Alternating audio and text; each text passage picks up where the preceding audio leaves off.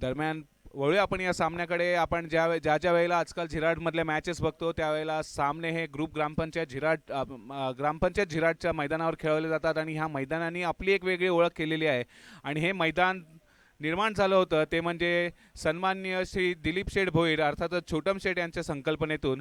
काही लोक असतात ते ट्रेंड सेटर असतात, तर काही लोक असतात ते फॉलोअर्स असतात. आपल्या अख्ख्या अलिबाग तालुक्याला लीग क्रिकेट नाईट क्रिकेटचं वेळ लावण्याचं जे ट्रेंड जो चालू केला होता तो दिलीप शेठ भोईर यांच्यामार्फत झाला होता. आणि त्याच्या पायावर पाय ठेवून अनेक स्पर्धा आज आपण अलिबागमध्ये अनुभवतोय. परंतु APL या स्पर्धेचं जे महत्त्व आहे ते या सर्व स्पर्धांमध्ये अगदी वरच्या स्तरावर आपल्याला पाहायला मिळतंय. दरम्यान आपण हा दुसऱ्या फेरीचा सामना बघतोय, गावदेवी रांजणपाडा विरुद्ध शिवबा हशिवरे या दोन संघादरम्यान. नाणेफेकीचा कौल जिंकल्यानंतर शिवबा हशिवरे संघाने क्षेत्ररक्षणाचा निर्णय घेतलाय, आमंत्रित केलंय गावदेवी रांजणपाडा संघाला प्रथम फलंदाजीसाठी आपण बघतोय मंदार आणि मिराज अशी जोडी मैदानात उतरली आहे. मिरजचा फॉर्म हल्लीच्या काळामध्ये आपण बघितलं तर अगदी सर चढके बोल रहा असं म्हणावं लागेल. बऱ्याचशा स्पर्धांमध्ये त्यांनी आपली छाप सोडली आहे. या हंगामाचा सुरुवात जरी त्याच्याकडून काहीशी धीमी झाली असेल परंतु शेवट मात्र जोरदार करण्याच्या दिशेने तो चाललाय. त्याचवेळी आपण बघतोय मंथन डाकीला गोलंदाजी मार्कवर. मंथन डाकी सुद्धा एक मोठं नाव आजकाल अलिबाग क्रिकेटमध्ये आपण जाणतो. उत्कृष्ट गोलंदाजी तर एवढीच चांगली फलंदाजी. आणि हा सामना म्हणजेच दुसऱ्या फेरीतला सामना, या सामन्यामध्ये जिंकणारा संघ या स्पर्धेतील आपला आव्हान टिकून ठेवेल, तर पराजित संघाला मात्र काही नाराज होऊन घरी परतावं लागेल. पहिला चेंडू मंथनचा मिरजसाठी. यावेळेचा चेंडू बघितलाय, ओव्हरपिच पद्धतीचा चेंडू डाऊन द ग्राउंड घेऊन काढलाय. चेंडू जातोय थेट सीमारेषा पार. पहिल्या चेंडूवर येतोय खणखणीत दणदणीत षटकार. कमॉन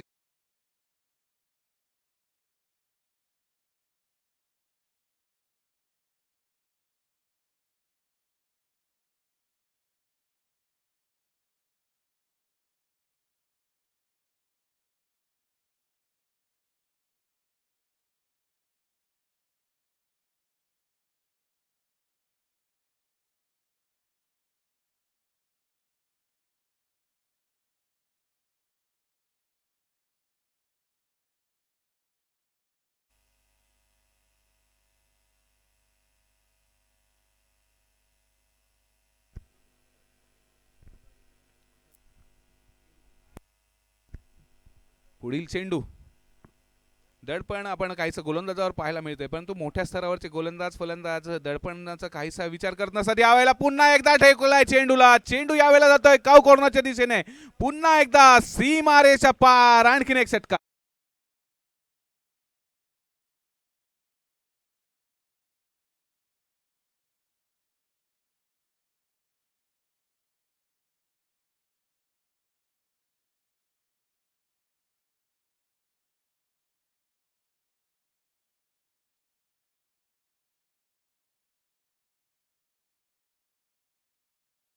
नियंत्रणाखाली खेळताना आपल्याला मिरज पाहायला मिळतोय. पुन्हा एकदा चेंडू. यावेळेला काहीसा वेगळा खेळण्याचा प्रयत्न केला गेला होता, स्लॉक स्लिप खेळण्याचा प्रयत्न केला गेला होता. फलंदाज यावेळेला बीट होतोय. चेंडू यष्टिरक्षकाच्या हातात स्थिरावतोय. या चेंडूवर मात्र कोणतीही धाव येत नाहीये. धाव फलकावर आता 12 धावा पाहायला मिळतात. 3 चेंडूंचा खेळ संपलाय, 12 धावा धाव फलकावर लागल्या आहेत आणि या इनिंग मधील अजूनही 15 चेंडूंचा खेळणं बाकी. यावेळेचा चेंडू काहीसा फसवा पाहायला मिळालाय. चेंज ऑफ पेस पाहायला मिळालाय. चेंज ऑफ पेस टाकणं सुद्धा एक कला आहे. बऱ्याचदा आपण बघतो की 2 चांगले चेंडू टाकल्यानंतर कधीतरी एखादा गोलंदाज चेंज ऑफ पेस प्रकारचा चेंडू टाकायला जातो आणि फुल टॉस पडतोय. परंतु यावेळेला मंथनने माटला कोणतीही चुकी केलेली नाहीये. पहिल्या 2 चेंडूंवरचे षटकार आले होते, त्यानंतरचे हे 2 निर्धाव चेंडू नक्कीच सुखावणारे.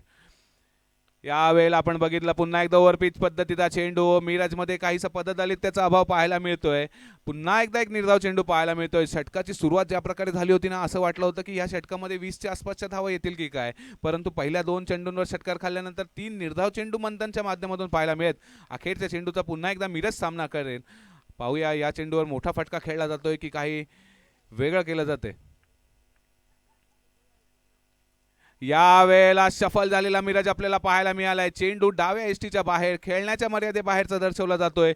वाईड अवांतर स्वरूपाची एक धाव जोडली जाईल यावेळेला धाव फलकावर. बऱ्याच वेळापासून जो धाव फलक 12 धावा दर्शवत होता आता दर्शवतोय 13 धावा. षटकातील अखेरच्या चेंडूचं खेळणं अजूनही बाकी.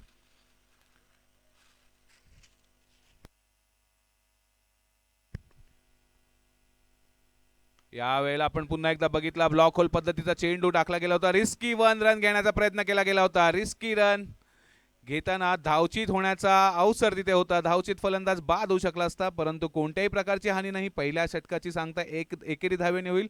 धावफलकावर पाहायला मिळतील त्या 14 धावा. 3 षटकांचा खेळ ज्या वेळेला असतो तेव्हा 14, 15, 17च्या सरासरीने धावा जमवाव्याच लागतात, कारण की दोन्ही संघ हे तुल्यबळ पाहायला मिळतात. आणि असं असताना दोन्ही संघामध्ये दोन्ही बाजूला ज्या वेळेला मोठे मोठे फलंदाज असतात त्यावेळेला गोलंदाजांवरचं दडपण काहीसं जास्त असतं. टेनिस क्रिकेटमध्ये आपण बघितलंय की गोलंदाजावर सर्रास हमले चढवले जात आहेत, पण तो आजकालचा खेळ बदलला आहे. अनेक प्रकारचे विविध प्रकारचे चेंडू आपल्याला मैदानामध्ये पाहायला मिळतात. Slower one, back of the hand, काही जण वाईड यॉर्कर टाकण्यामध्ये एकदम माहीर झालेले आपल्याला पाहायला मिळतात. परंतु यावेळेला आपण जर बघितलं तर गोलंदाजाकडची एकही चूक सुद्धा माफ केली जात नाही ती फलंदाजांच्या मार्फत. आपण पुन्हा एकदा स्ट्राईकवर मिराजला बघणार आहोत. मिराज आणि मंदारची जोडी सलामीवीरांच्या स्वरूपात मैदानात आली होती आणि दुसरं षटक टाकण्यासाठी केतन आपल्या गोलंदाजी मार्कवर तयार. केतन पुन्हा एकदा गोलंदाजी करेल मिराजला.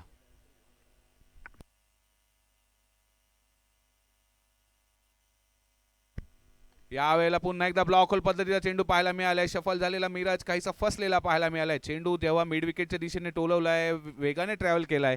एकेरी धावेवर समाधान मानावं लागेल. एकेरी धावेने धावफलकावर आता मात्र 15 धावा लागल्यात. पहिल्या षटकाच्या पहिल्या 2 चेंडूंचे षटकार बघितले तर त्याच्यानंतर मात्र 0 आणि 1 म्हणजे बायनरी नंबर्स आपल्याला फक्त पाहायला मिळत आहेत.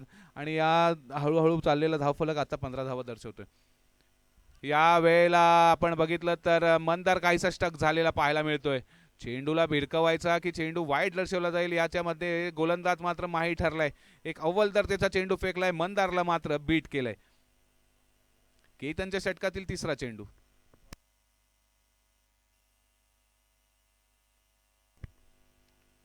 या वेळेला आपण बघितलं तर पुन्हा एकदा अपेक्षेपेक्षा जास्त उसळी घेणारा चेंडू पाहायला मिळालाय.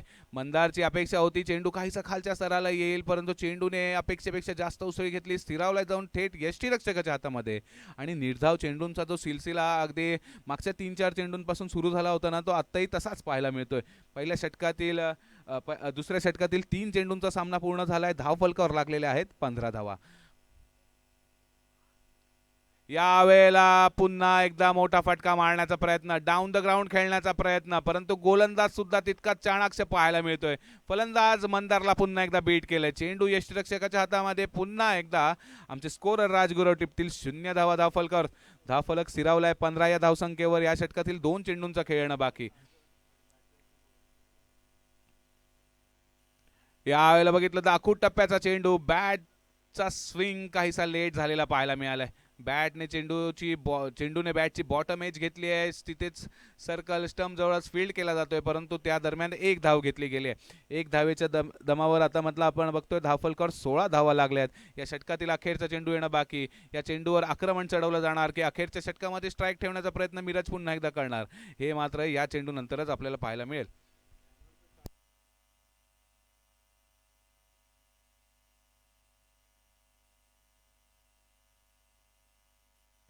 यावेळेला लोअर फुलटॉस पद्धतीचा चेंडू आपल्याला पाहायला मिळाला. मनगटातली ताकद. चेंडूला भिडकावले पुन्हा एकदा सीमारेषा बाहेर. चेंडू जातोय मिड विकेट सीमारेषा बाहेर. घेऊन येतोय एक षटकार. Come on DJ.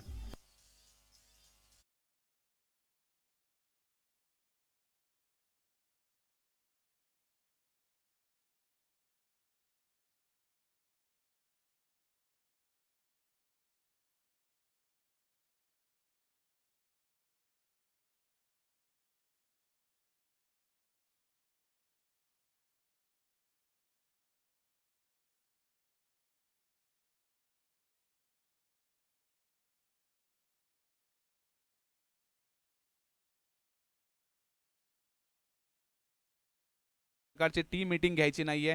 पहिल्या षटकामध्ये 14 धावा झाल्या होत्या, त्याच्यानंतर दुसऱ्या षटकामध्ये 10 धावा आल्यात. 3 षटकांचा सामना असला की आपण अपेक्षा करत असतो की धावफलक हा वरच्या दिशेने मार्गक्रमण करेल, चढत्या क्रमाने पाहायला मिळेल, परंतु आता मात्र उतरत्या क्रमाने पाहायला मिळतोय.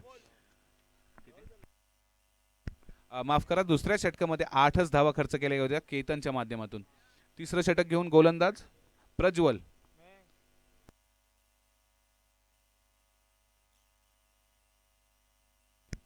यावेळेला पुन्हा एकदा मोठा फटका मारण्याचा प्रयत्न. मंदारने जेव्हापासून फलंदाजीसाठी आला होता मोठा फटका मारण्याचा प्रयत्न तो दरवेळेला करतोय. दरवेळेला चेंडू हुकलेला पाहायला मिळालाय.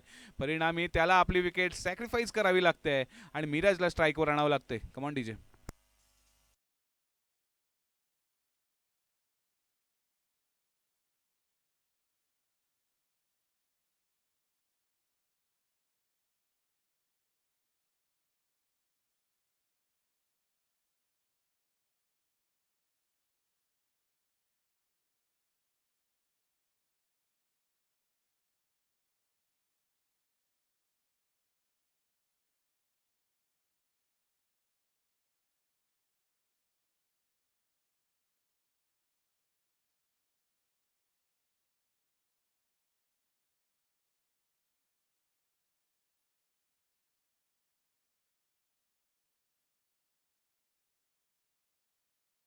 चिरावलाय आणि एक मोठा मासा गळायला लागलाय. Come on DJ.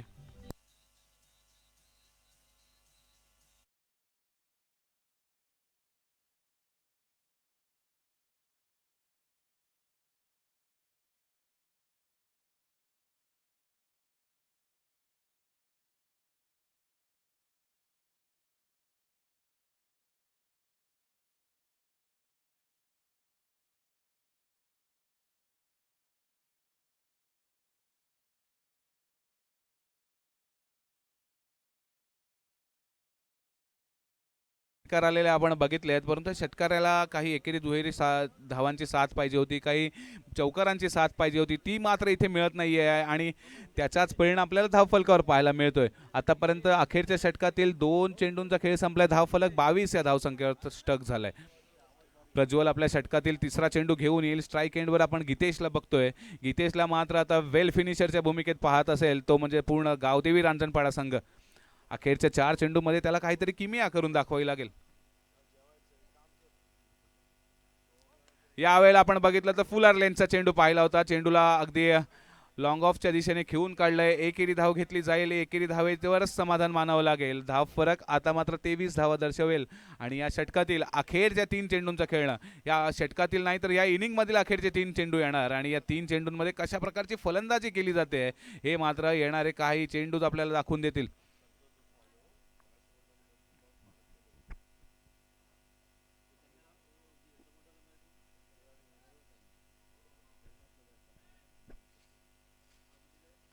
यावेळेला आपण बघितलं ऑफस्टमच्या बाहेर ठेवण्याचा प्रयत्न केला गेला. बॅटची एज घेतले. स्लीपमध्ये कॅच घेण्याचा अवसर दवडला गेला आहे. चेंडू जोपर्यंत फील्ड केला जाईल एकेरी धाव चोरली जाते इथे आणि एकेरी धावीने धावफलकर 24 धावा लागल्यात. अखेरच्या 2 चेंडूंचा सामना करावा लागेल आता गीतेश आणि विशालच्या या जोडीला आणि या दोन्ही चेंडूंवर मोठे फटके आले तर एक मात्र सन्मानजनक धावसंख्या आपल्याला धावफलकावर नक्की पाहायला मिळेल.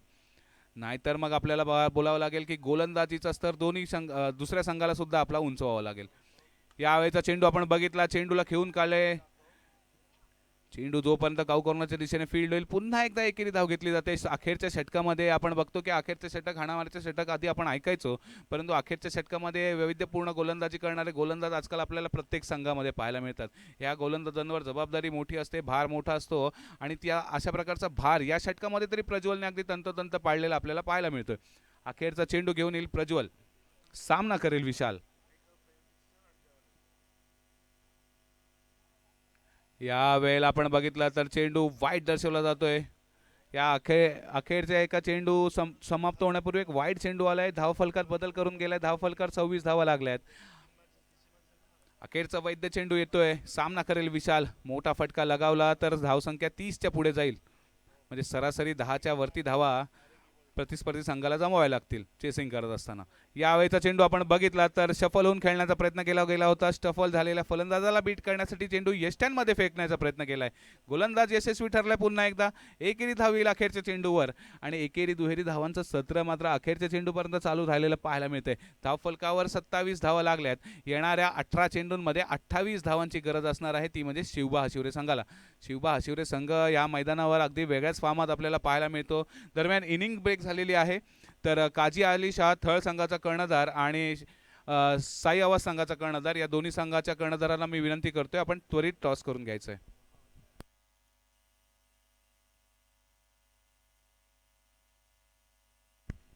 साई आवाज संघाचा कर्णधार इथे उपस्थित आहे. काझी अली थळ आपल्या संघाचा कर्णधार लवकरच इथे पाठवायचा आहे. नाणेफेकीचा कौल केला जाईल.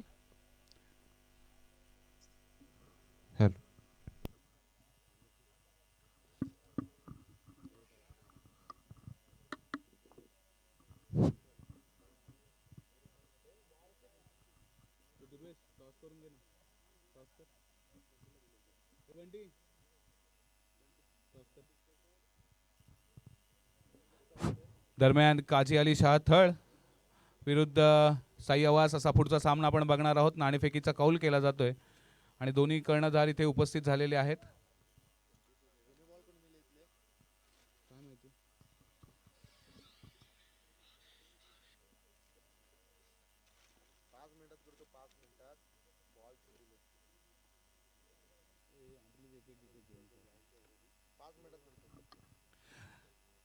चला, फलंदाजांनी सुद्धा मैदानामध्ये पाचारण करायचं आहे. येणाऱ्या 18 चेंडूंमध्ये 28 धावांचं लक्ष ठेवलं आहे ते गावदेवी रांजणपाडा संघाने शिवबा हाशिवरे संघासमोर.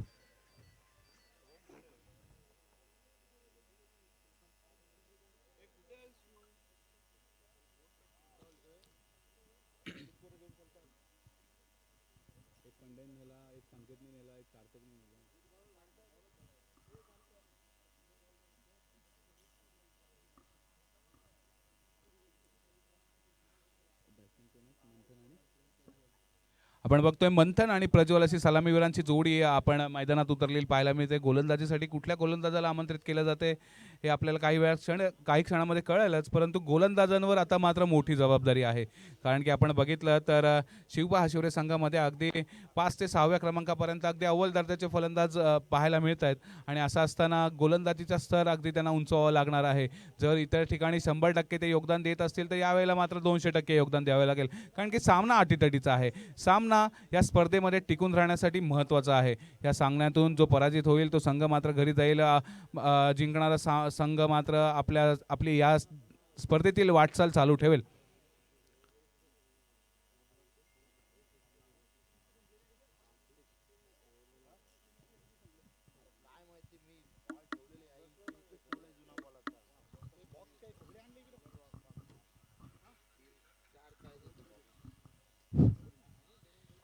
गोलंदाजी मार्कवर आपण मिरजला बघतोय. मिरज अगदी आपण बघितलं तर अलिबाग तालुक्यातील एक अग्रगण्य असा ऑलराऊंडर म्हणून ओळखला जातो. आणि आज मात्र संघाची जबाबदारी, आज मात्र अटीतटीच्या सामन्यामध्ये त्याला आपल्या कामगिरीमध्ये सुद्धा एक वेगळ्या स्तरावरची गोलंदाजी त्याला करून दाखवावी लागेल. दरम्यान पुढील सामना साई आवास आणि काजी शाह अली थळ या दोन संघादरम्यान आहे. त्यातील नाणेफेकीचा कौल हा थळ संघाच्या बाजूने लागलाय. सामना संपल्यानंतर आपल्या निर्णयावर त्वरित अंमलबजावणी करायची आहे. कोणत्याही प्रकारचा वेळ दवडायचा नाहीये.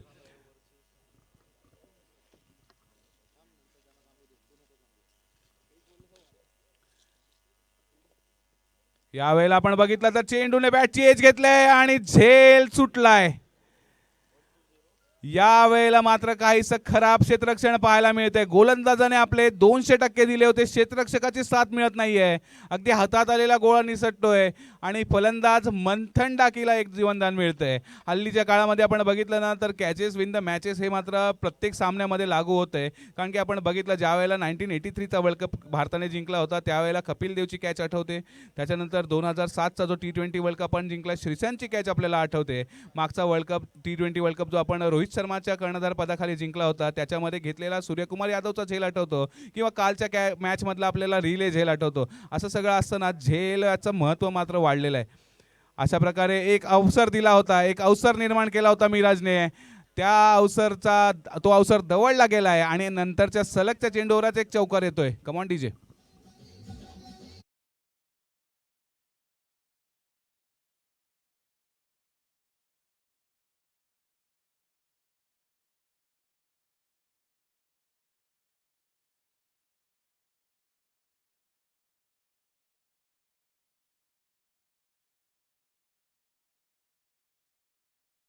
होता चेंडूला डाऊन द ग्राउंड खेळण्याचा प्रयत्न मंथन टाकीच्या माध्यमातून करण्यात आलाय. क्षेत्ररक्षण पुन्हा एकदा गचाळ पाहायला मिळालंय.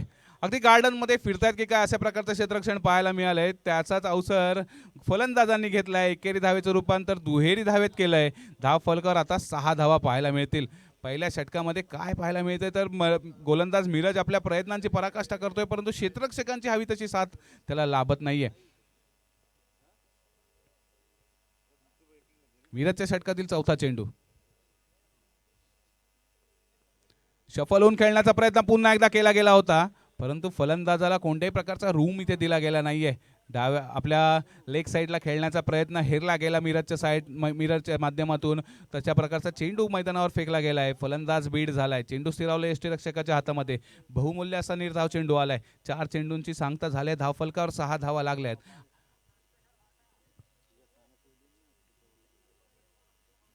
यावेळेला पुन्हा एकदा डाऊन द ग्राउंड खेळण्याचा प्रयत्न फसलाय. बॅटची एज घेतली आहे. चेंडूला एक्स्ट्रा कव्हर रिजन मध्ये झेल टिपला जातोय आणि मोठा हादरा लागतोय शिवबा हाशिवरे संघाला.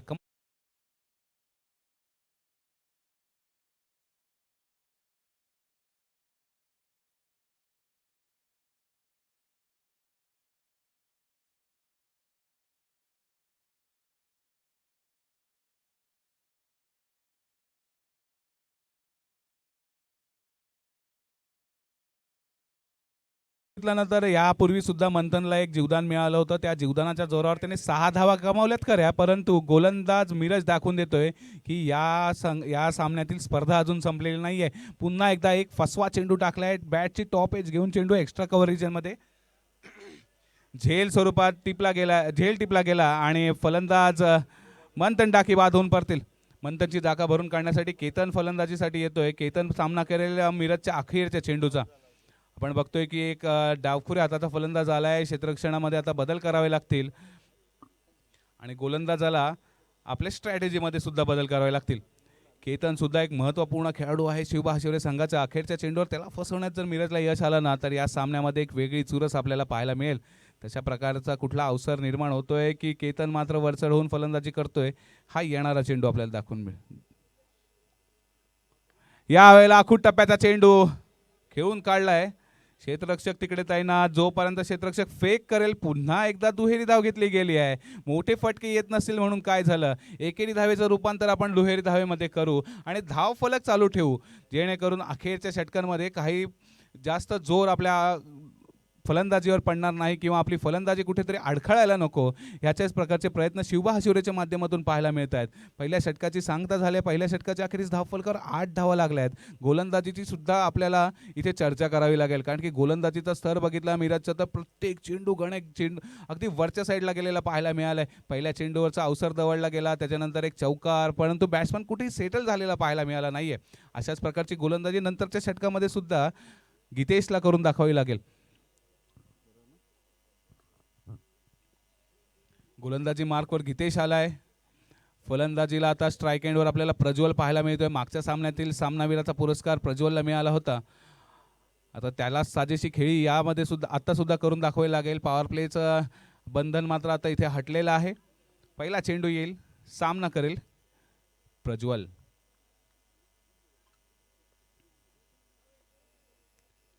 पहिला चेंडू स्विच हिट खेळण्याचा प्रयत्न, यावेळेला मात्र झेल टिपला गेलाय. पुन्हा एकदा मोठा मासा गळाला लागलाय. गोलंदाजीचा स्तर अगदी आपल्याला अव्वल दर्जाचा पाहायला मिळतोय तो गावदेवी रांजणपाडा संघासाठी. Come on DJ.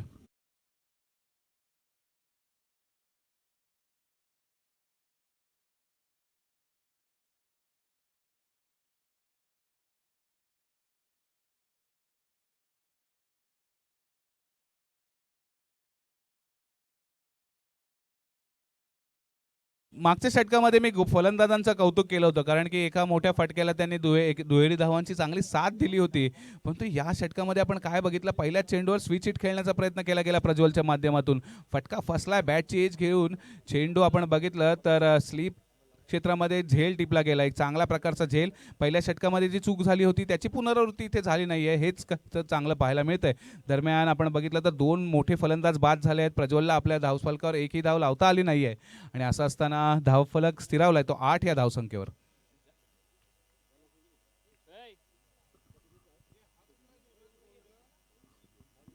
यावेळेला पुन्हा एकदा फुलर लेनचा चेंडू. बॅट्समनला हात खोलण्याचा कोणताही अवसर इथे दिला जात नाहीये.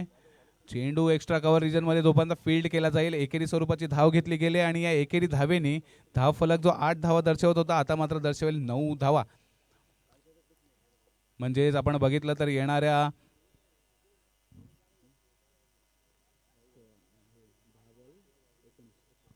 10 चेंडूंमध्ये 19 धावांची गरज. 10 चेंडू 19 धावा हे समीकरण मैदानामध्ये आपल्याला पाहायला मिळते. 2-3 चांगले चेंडू जर आले ना तर हा सामना मात्र आता बरोबरीत येऊन स्थिरावणार आहे, कारण की गोलंदाजी ज्या प्रकारची मिरजने केली होती, आपल्या सोबतच्या गोलंदाजांचे मनसुबे सुद्धा उंचावले आहेत आणि गीतेश सुद्धा त्याला साजेशी गोलंदाजी करताना मैदानामध्ये पाहायला मिळते. गीतेशचा पुढचा चेंडू. यावेळेला केतनने पुन्हा एकदा खेळून काढण्याचा प्रयत्न केला. झेल घेण्यासाठी मिरज सरसावला होता खरा, परंतु काहीसे प्रयत्न अपुरे पडले आहेत. परंतु फलंदाज पुन्हा एकदा बीट झालेला आपल्याला पाहायला मिळतोय. काय जबरदस्त सुरुवात आपण बघतोय ना. धावफलकावर धावसंख्या कमी लागली होती, परंतु गोलंदाजांनी मात्र इथे हार मानलेली नाहीये. त्याच प्रकारची अव्वल दर्जाची गोलंदाजी त्यांच्या माध्यमातून मात्र आता आपल्याला पाहायला मिळते. या षटकामध्ये गीतेशने 3 चेंडू फेकलेत, 1 धाव खर्च केली आहे आणि एक बहुमूल्य अशी प्रज्वलची विकेट मिळवली. या षटकातील चौथा चेंडू. सामना करेल केतन. यावेळेला डान्सिंग डाऊन द ग्राउंड पाहायला मिळालाय. चेंडू खेळून काढला होता, परंतु क्षेत्ररक्षक तिकडे तैनात. एकेरी धाव पुन्हा एकदा घेतली जाईल. या एकेरी धावेच्या जोरावर धावफलकावर आता मात्र दुहेरी धावा पाहायला मिळतील. धावफलकावर लागल्या तर 10 धावा. या षटकातील 2 चेंडूंचं खेळणं बाकी. गीतेशची गोलंदाजी प्रत्येक चेंडू गणिक बहरात आलेली पाहायला मिळते. फलंदाजांसमोर आव्हानात्मक गोलंदाजीचा मारा केला जातोय. फलंदाजांना सुद्धा आता तशा प्रकारची फलंदाजी करून दाखवायला लागेल. 8 चेंडू 18 धावा. 8 चेंडू 18 धावा असं समीकरण मैदानात. यावेळेला गीतेशने चांगला चेंडू टाकलाय. क्षेत्ररक्षक तिकडे तैनात नाही. चेंडू अगदी गॅप मध्ये जातोय. चेंडू जातोय वन बाउन्स सीमा रेषा पार. घेऊन येतोय चौकार. Come on DJ.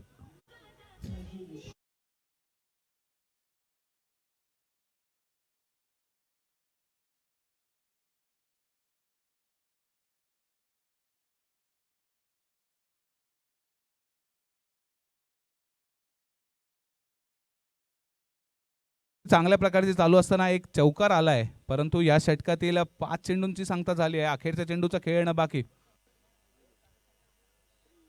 7 चेंडू 14 धावा. प्रत्येक चेंडू मागे 2 धावांची गरज. असं असताना अखेरचा चेंडू खूप महत्त्वपूर्ण ठरणार आहे. एक निर्धाव चेंडू रांजणपाडा संघाला कुठेतरी वरदास्त देऊन जाईल. या वेळेचा चेंडू वाईट चेंडूसाठी लिफ्ट केला होता, परंतु पंचांनी दर्शवलंय की हा एक वैध चेंडू आहे. षटकाची सांगता झाले. निर्धाव चेंडू आलाय. मी म्हटलं होतं की या ओके वाईट बॉलसाठी रिव्ह्यू घेतला गेलाय.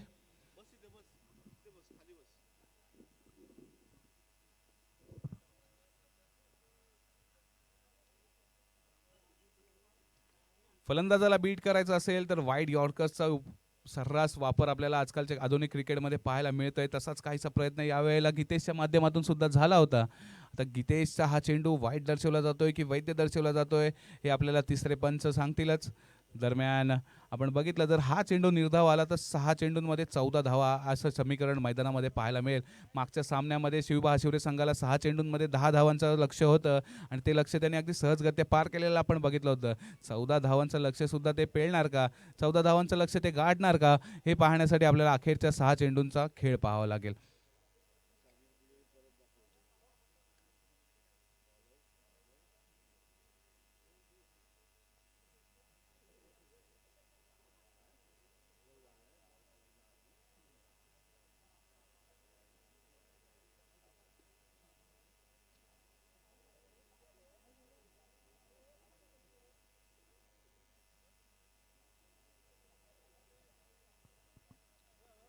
दरम्यान तिसरे पंच प्रकाश जी अष्टमकर अगदी कटाक्षाने या चेंडूकडे बघत असताना आपल्याला पाहायला मिळत आहेत.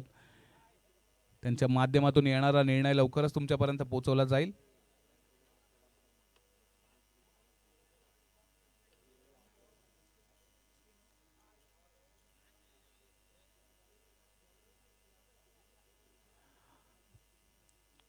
काही वर्षापूर्वीचं क्रिकेट जर आपण आठवलं तर तिथे लाईव्ह सामने आपल्याला खूप कमी पाहायला मिळायचे. आता मात्र लाईव्ह सामने जिथे जिथे केले जात आहेत त्याच्या माध्यमातून योग्य निर्णय सुद्धा दिले जातोय आणि पंचांचा निर्णय तो फेअर डिरेवली. याचाच अर्थ असा की 6 चेंडूंमध्ये 14 धावांची गरज. पहिल्या इनिंगचा खेळ आपण बघितला ना तर पहिल्या इनिंगच्या अखेरीस फक्त 27 धावा धावफलकर लागलेले आपण बघितले होते. 28 धावांचं लक्ष दिलं होतं. झटपट क्रिकेटमध्ये आपण बघितलं तर 18 चेंडूंमध्ये 28 धावा हे अगदी सहज वाटलं जातं, पण तो असं असताना गोलंदाजी ज्या दर्जाची केली आहे ना गावदेवी रांजणपाडा संघाने, नक्कीच त्यांना वाव द्यायला लागेल, नक्कीच त्यांना शाबासकी द्यावी लागेल.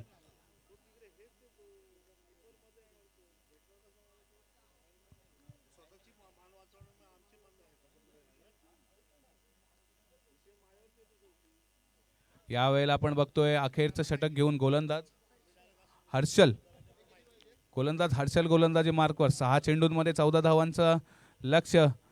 कशा प्रकारची गोलंदाजी आता केतनच्या माध्यमातून फलंदाजी केतनच्या माध्यमातून केली जाते, काय प्लॅनिंग काय स्ट्रॅटेजी आखली जाते हे या षटकाखेरीस आपल्याला समजेलच. कारण की ज्याची स्ट्रॅटेजी ज्याची प्लॅनिंग स्ट्रॉंग तो संघ या सामन्यामध्ये विजयश्री खिचून गेलेला आपल्याला नक्की पाहायला मिळेल. हर्षलचा पहिला चेंडू असणार आहे. सामना करेल केतन. क्षेत्ररक्षण सजवलं जातंय आणि पहिला चेंडू घेऊन येईल हर्षल. यावेळेला हर्षलचा चेंडू आपण बघितला काहीसा स्लोअर वन पद्धतीचा चेंडू आणि एक कचाळ क्षेत्ररक्षण आपल्याला पाहायला मिळालंय. काहीसा फसवा चेंडू पाहायला मिळाला होता. चेंडू बीमर दर्शवला जाईल की काय असं वाटत होतं, परंतु चेंडू डीप झाला. त्याच्यानंतर फलंदाजाने चेंडूला आपण बघितलं तर त्याच्या ऑफ साईडला खेळून काढले. क्षेत्ररक्षकाला चेंडू अडवण्याचा अवसर होता, परंतु चुकीच्या वेळी एक खराब क्षेत्ररक्षण आपल्याला पाहायला मिळतंय. कधी कधी काय असतं ना की बऱ्याचदा खराब क्षेत्ररक्षण होतं, परंतु एखाद्या संघाकडे धावफलकावर मोठ्या धावा असतात, त्याच्यामुळे ते इतके माइंड करत नाहीत. परंतु या वेळेला 14 धावांचं लक्ष आहे, अखेरचं षटक आहे, स्पर्धेमध्ये टिकून राहण्यासाठी हा सामना खूप गरजेचा आहे. असं असताना एक मिसफील्ड झालेले आपण बघितले. चला सामना लवकर चालू करायचा आहे. 5 चेंडूमध्ये 10 धावांचं लक्ष. 5 चेंडू 10 धावांचं लक्ष. कशा प्रकारची फलंदाजी पुन्हा एकदा पाहायला मिळते. यावेळेला पुन्हा एकदा स्लोअर वन चेंडू पाहायला मिळत होता, परंतु हा सुद्धा फुलटॉस, लोअर फुलटॉस पद्धतीचा चेंडू भिडकावून लावलाय थेट सीमारेषे बाहेर. 6 धावा.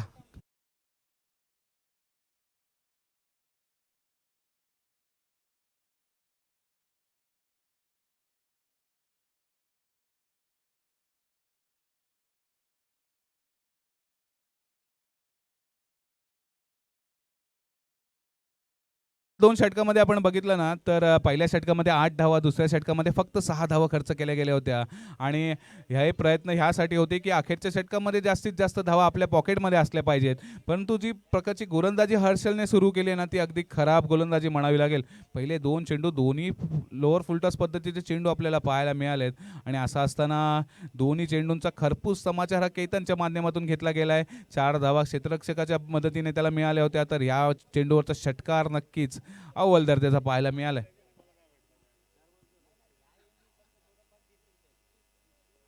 4 बॉल 4 रन असं आव्हान असताना यावेळेला चेंडू टोलवलाय क्षेत्ररक्षक तैनात. यावेळेला कोणतीही चूक करत नाहीये, केतन बाद होईल. सामन्यामध्ये येतोय पुन्हा एकदा एक ट्विस्ट. Come on DJ.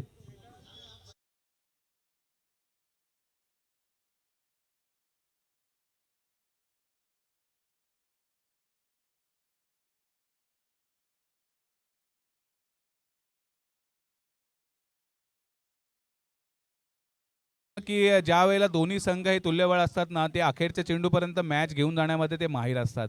आपण बघितलं तर पहिल्या 2 चेंडूंवर खराब चेंडू फेकला गेला होता. या दोन्ही चेंडूंवर एक चौकार आणि एक षटकार अनुक्रमे आलेला आपण बघितलं आहे. 6 चेंडूंमध्ये 14 धावांचं लक्ष होतं ज्यावेळेला हे षटक सुरू झालं होतं. आता 4 चेंडूंमध्ये 4 धावांचं लक्ष असताना केतन बाद होऊन परततोय.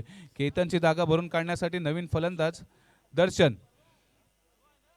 नवीन फलंदाज दर्शन आता मैदानामध्ये उतरतोय. दर्शनला सुद्धा आता मात्र काहीशी स्ट्रॅटेजी आखावी लागेल, कारण की आपण बघितलं ना की ज्या प्रकारची फलंदाजी आपण बघतोय ते काहीशी डळमळीत फलंदाजी या स्पर्धेमध्ये शिवबा आशिवरे संघाची आपल्याला पाहायला मिळाले. पहिल्या सामन्यामध्ये सुद्धा 6 चेंडूंमध्ये 10 धावांची गरज असताना सामना अगदी शेवटपर्यंत घेऊन गेले होते. आता सुद्धा तसंच काहीसं पाहायला मिळतंय. असं असताना हर्षलला 3 चेंडूंमध्ये 4 धावा रोखण्यामध्ये यश मिळणार की काहीसा मोठा फटका लगावून संपवण्याचा प्रयत्न दर्शनच्या माध्यमातून केला जाणार, हे अखेरचे 3 चेंडू आपल्याला दाखवून देतील. षटकातील चौथा चेंडू घेऊन येईल हर्षल, सामना करेल दर्शन. चला लवकर सामना सुरू करायचा आहे.